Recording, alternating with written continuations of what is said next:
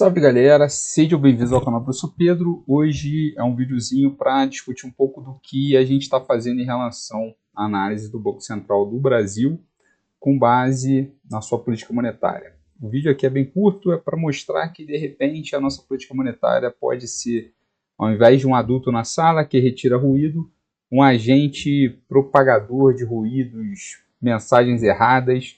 Isso gerar um custo muito grande para a nossa economia, seja atrasando investimentos, seja trazendo ainda mais risco monetário, cambial e, por que não, risco fiscal no médio e longo prazo, porque é uma dívida que está entre as mais caras do mundo e já há bastante tempo.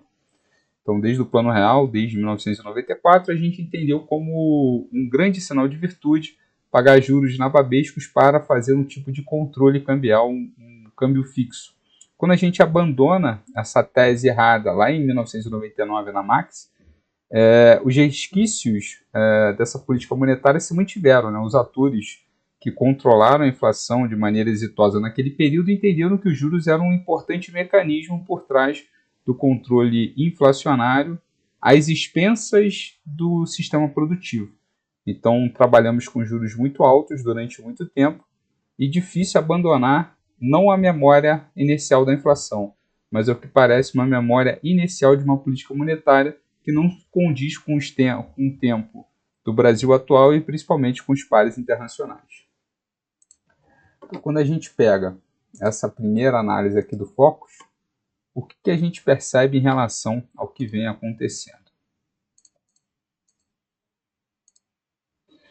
Por governo, o que a gente teria aqui quando a gente faz uma análise, né, tanto da diferença do Lula com o Bolsonaro, seja com uma previsão de curto ou uma previsão de longo prazo?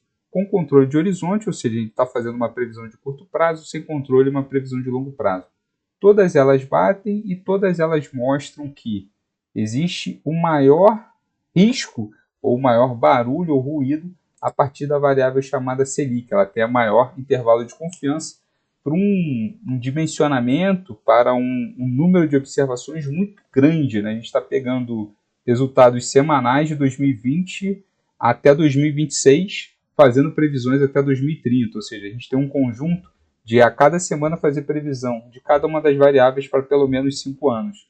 Ou seja, temos aí bastante observações, são quase 10 mil observações.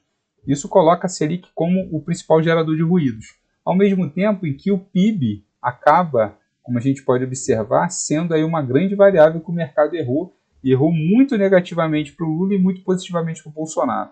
Ou seja, quando a gente faz a diferença de um para o outro, Lula ganha disparadamente, né, como um cara que conseguiu controlar a Selic, mas com um ruído muito grande, mesmo com o Banco Central gerando um ruído muito grande. E quando a gente olha para o PIB, ele fez um crescimento do PIB muito acima das expectativas, com uma inflação sob controle, com um controle mais exitoso e um câmbio mais apreciado, ou seja, um real mais forte. Dito de certa forma, isso coloca então uma pergunta para a gente tentar responder mais um pouco à frente, é se o Banco Central tem feito um papel de ancorar as expectativas, reduzir assimetrias informacionais e direcionar o mercado para o lado monetário no sentido de reduzir custos de rolagem da dívida, reduzir juros e tudo mais. E ele, ao que parece, não faz isso e coloca a culpa no lado fiscal. O problema é que o mundo inteiro, quando a gente pega o G20, tem um lado fiscal completamente desancorado, mal comportado e pior do que o Brasil. Então o que está acontecendo? Se o resto do mundo tem um lado fiscal pior do que o Brasil e o nosso juros é o maior do mundo, quem está agindo de maneira, ao que parece, uma heterodoxia ou uma ortodoxia brasileira? Quem está fazendo algo diferente? Quem é o diferente na sala e quem não está agindo de maneira adulta? Fica essa pergunta.